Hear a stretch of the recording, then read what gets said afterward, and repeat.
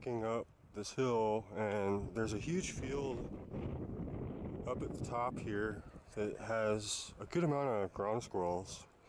So we're gonna try it. It's a little windy and it's getting kind of cold, but they're still out.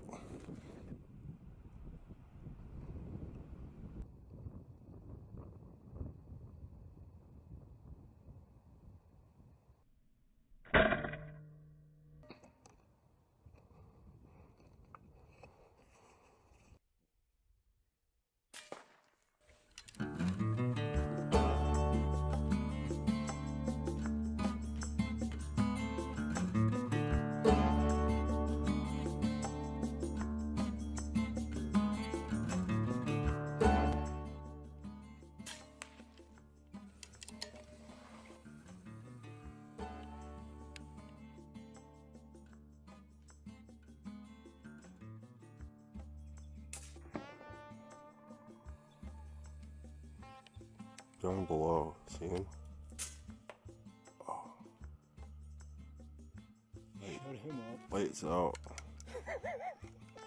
Oh, he's...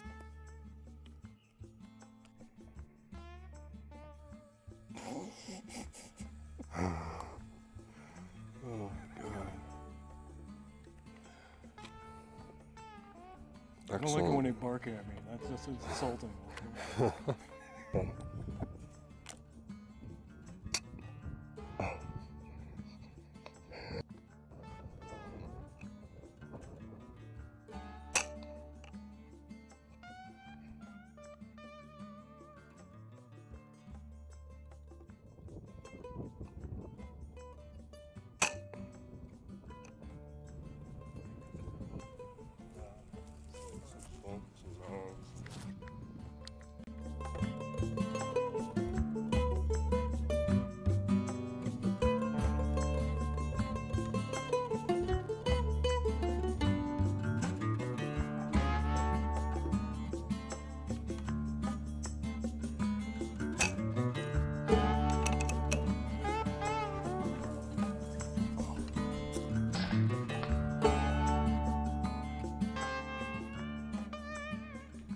Just wanted to show you guys a new slug that I received a few days ago from Nick Nielsen over at Nielsen Specialty Ammo.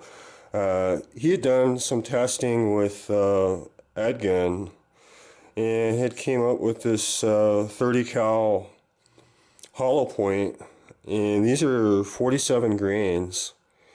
You can see it's got a hollow point there, and then it's got a dished base. And they're very similar to what I was using. I was using a 45 grain, and you know, they're very similar. Here's the 45 grain. You can see, you know, there's not much of a difference there.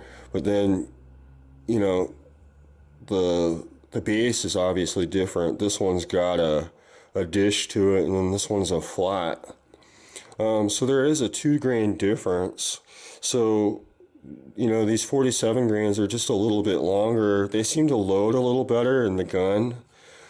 And, you know, I tested them out and they work phenomenally. I think these are going to be, you know, my new slug of choice, at least out of the Evil. You know, so if you've got a 30 cal, you know, these would be an excellent slug to try. They work great. We kind of think that the BC is around 0.12, and I'm pushing these at a little over 82 foot-pounds out of the Evil, and they work phenomenally. I was shooting at like 150 yards, and you know, the one thing about these slugs is they just perform so much better than standard Diablo JSB. You know, I really noticed the difference, you know, in wind drift, and the energy, you know, they carry is just so much better than, you know, what you're going to find out of a standard pellet. And the accuracy out of them is great. So I just wanted to show you guys that I'm using these, and they're working really well. And you guys can see from the footage, you know, I made some pretty nice shots at, you know, longer distances. And, you know, I just really don't feel comfortable doing those kind of shots, you know, with pellets anymore. I really think these are the future, and I think you're going to be seeing a lot more slugs enter the, you know, I think a lot of manufacturers are going to recognize this and start to, you know, we've already seen, you know, some of these barrels being made, you know, to shoot these. So I really think, you know, this type of thing has really stepped up the progression of our sport, and I'm excited about it, and I'm excited to be kind of in the middle of that. So I'm sure you guys will be seeing some more. I just wanted to show you guys that. In the garage, I'm with my good friend Terry. We just got back from our trip for hunting ground squirrels. We'd gone out there to kind of do a little bit of scouting. Had a real nice day out. It was a little cold, a little bit windy, but what would you say we got? How many do you think? Both of us got over a dozen squirrels apiece yesterday, and it was phenomenal. It was an absolutely awesome day. I mean, you guys saw the footage. Just wanted to talk a little about your gun. This is it's a 22 caliber Taipan Mutant. It's made in Ukraine. It's got a CZ barrel. It's regulated, moderated, and for carrying out in the field, I love it. I noticed that you had recently just added those mag holders. The mag holders are made by a gentleman in Tucson, Arizona. They're 3D printed, and they hold the poly mags very well. And what's this thing shooting? I know it's a 22. Like how many foot-pounds are you? 32 foot-pounds, and right now I'm getting more than 4 or 5 magazines, maybe more out of it. I usually don't shoot that much out of one fill. That's with the 18 grain GSBs. 18 grains shoot very well, but I like shooting 15.9 GSBs for more accuracy, and for hunting purposes I like the poly mags better. Yeah.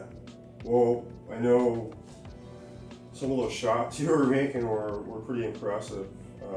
I think what the furthest one was like around 75, 80. I ranged one at 77 yards that went up on the top of that rock. Yeah, I was pretty happy with that one. That was far, yeah. And it was a bit windy too. It was a bit windy in the afternoon when we went up the hill. That was kind of crazy, but we lucked out during the middle of the day. There wasn't a lot of wind around noontime. No, and we ended up leaving because it was absolutely freezing. Once the sun started to go down, it was getting down into like the 30s, and you know, when you're camping, you know, you were gonna stay in your truck. That wouldn't have been very pleasant. No, not really. You with a beer in me.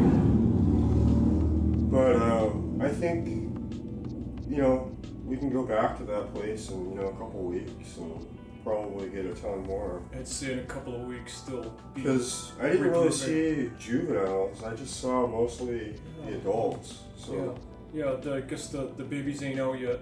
I don't think it was warm enough. No, neither that. But I hope you guys enjoyed the video. We just kind of wanted to show you a few of the guns. And you guys can always check out Airgun Flicks, because we're going to be posting some stuff on there. And we could really use the support. And appreciate you guys watching, and we'll talk to you soon.